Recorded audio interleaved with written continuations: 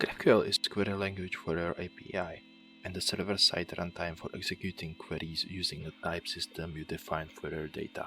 GraphQL isn't tied to any specific database or storage engine and is instead backed by your existing code and data.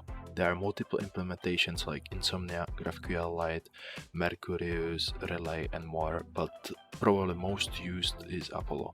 A GraphQL service is created by defining types and fields on those types, then creating functions for each field on each type. After a GraphQL service is running, you can receive GraphQL queries. First, it checks the query to ensure it only refers to the valid type and field, and then runs the function to return a result. You can split GraphQL in three types of operations: queries, mutations, and subscriptions. Let's start with query. I think the best feature about the GraphQL is the possibility to define a scheme of fields you need to fetch. But not just fields itself, but even whole entities you would have to fetch from different endpoints. For example, here you have hero R2D2, and in a database you would have to reference to his other friends, but in the GraphQL schema you can join it into one JSON containing all the needed data, and based on the defined schema you know what fields to expect. GraphQL is of course even more versatile. You can define different arguments. As in this example, you have human entity where you have multiple records, so you can request just specific human based on his ID. On top of the arguments, you can define the variables and use them everywhere in the scheme as argument value.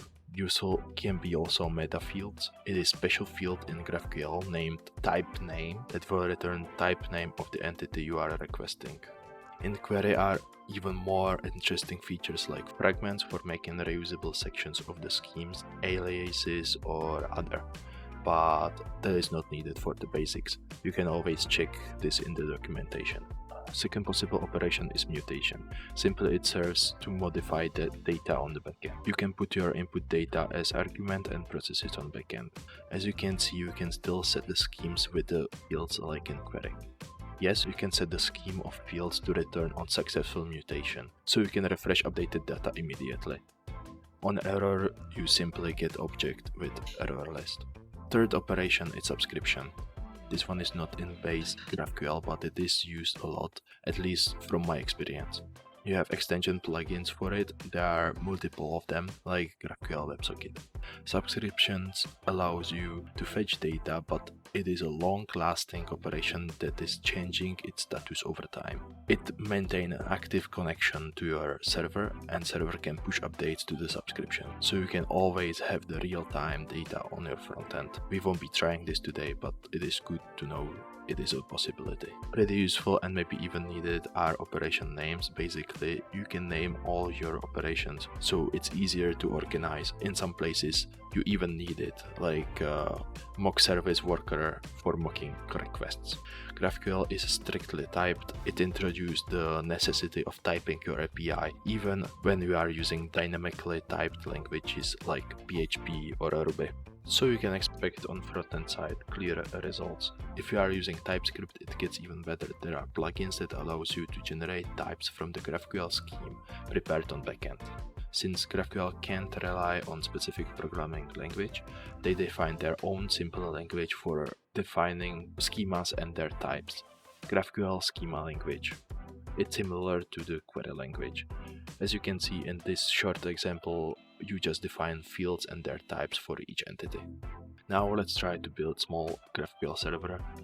We will init npm and install Express and GraphQL dependencies. Import those dependencies. We will need General Express, GraphQL HTTP, and GraphQL build schema. Let's define our schema, prepare a resolver function, and serve it using Express. Now we start the server.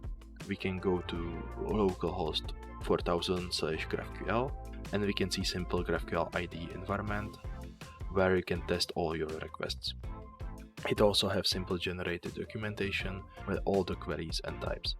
To show you how you would request the data, we can do simple fetch from console.